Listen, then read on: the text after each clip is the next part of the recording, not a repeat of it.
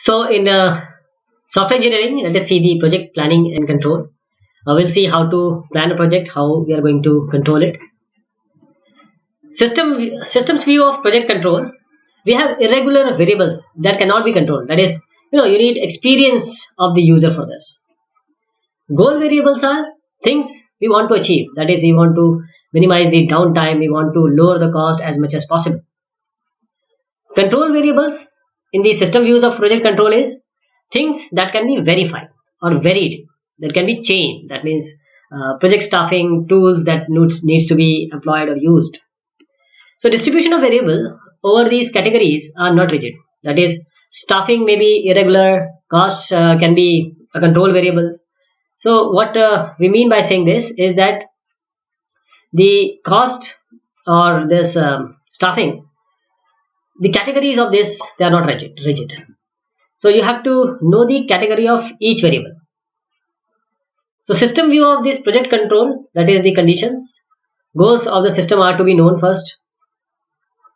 Then sufficient control variety needs to be there. Information on state, input and output of the system. The conceptual control model, that is the knowledge of how and extent to which variables depend on and influence each other. This is the conceptual control model. So there are classes of project characteristics. First is product characteristic, process characteristics, and resource characteristics.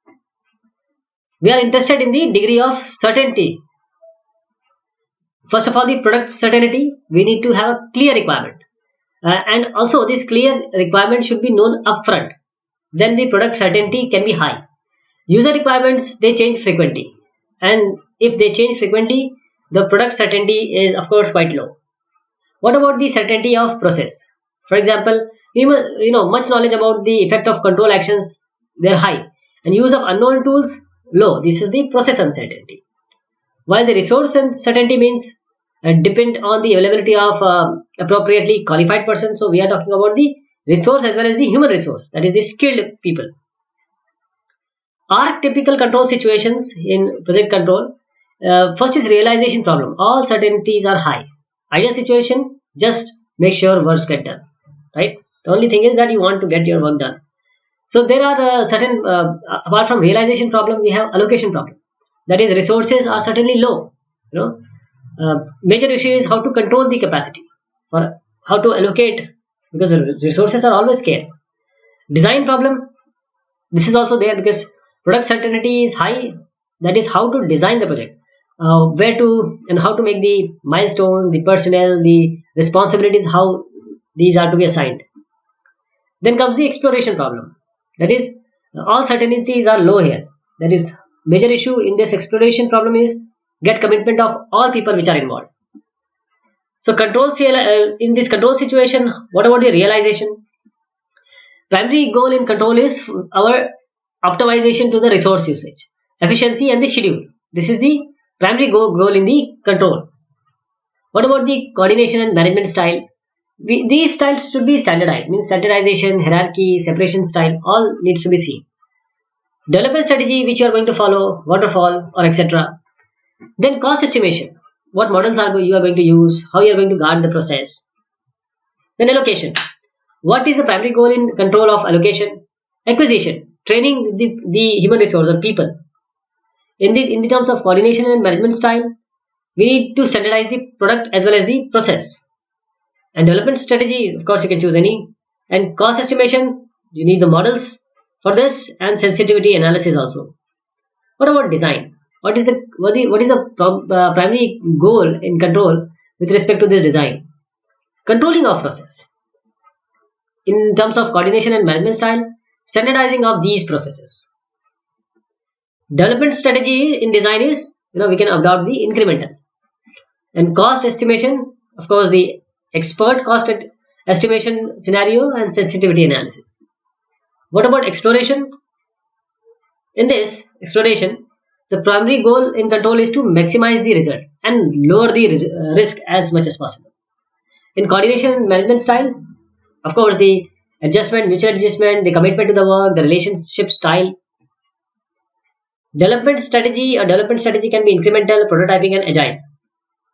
The cost estimation can be agile, It can be risk analysis based, and it should provide the guidance. Then comes the risk management. Risk management is project management for adults, right? Project management. So in software development, we tend to ignore risk. We will solve the problem on time, requirements will be stable, no one will leave the project. All these we don't think, but these are very important. So what are the top 10 risk factors?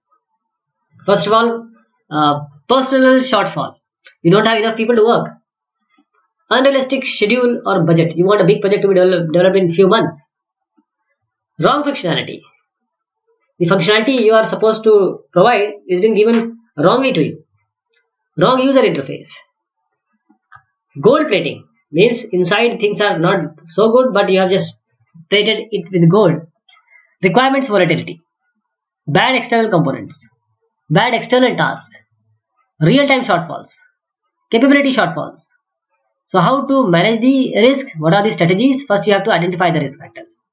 Then you have to determine the risk exposure, that is the probability of this risk and the effect. Then we have to develop the strategies to mitigate the risk. That is, we have to avoid, transfer, or either accept. And then finally, the handling of risk. So these are the categories of risk. These are the level of control. These are the importance. Say C1, C2, C3, C4, customers and users, scope and requirements, environment, execution.